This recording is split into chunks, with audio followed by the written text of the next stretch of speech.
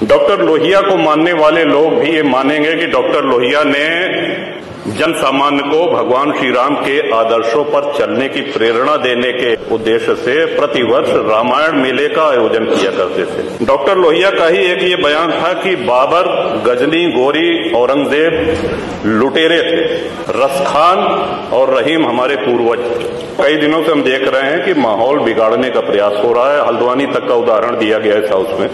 सरकार अपनी जगह पे पूरा प्रयास करती है कि हमारे राज्य में कोई उपद्रव न हो, अशांति न हो, लेकिन कहीं न कहीं एक ये आभास हो रहा है हमको कि माहौल खराब करने का एक प्रयास हो रहा है। बात की गई श्री राम जन्मभूमि की, साक्षात भगवान श्री राम ने अवतार लिया।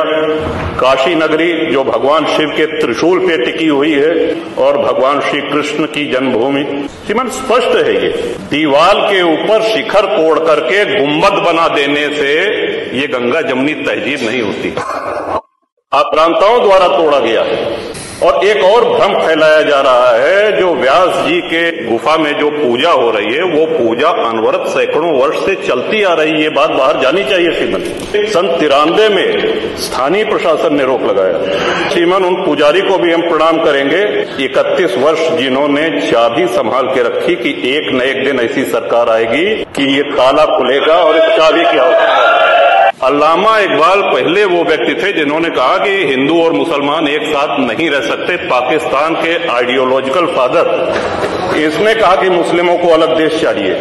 जिन्ना को रास्ता बताने वाले, जिन्ना को उकसाने वाले, और पाकिस्तान के पक्ष में भारत के मुसलमानों ने वोटिंग करी जिसमें 98% लोगों ने कहा कि हिंदू और मुस्लिम साथ साथ नहीं रह सकते। इस बात पे लेकर के बंटवारा हुआ और सारे जहां से अच्छा जो कविता सुनाई गई वो अधूरी है। 2 पंक्ति उसकी हम भी सुना दे रहे हैं कि ए आब रूद गंगा, वो दिन है याद तुझको, उतरा तेरे किनारे जब कारवां हमारा। कि गंगा के वो मैदान तुमको याद है जब हमारा कारवां उधर से आक्रांताओं का कारवां आया था। चीनो अरब हमारा, हिंदुस्तान हमारा, मुस्लिम है हम, वतन है सारा जहां हमारा।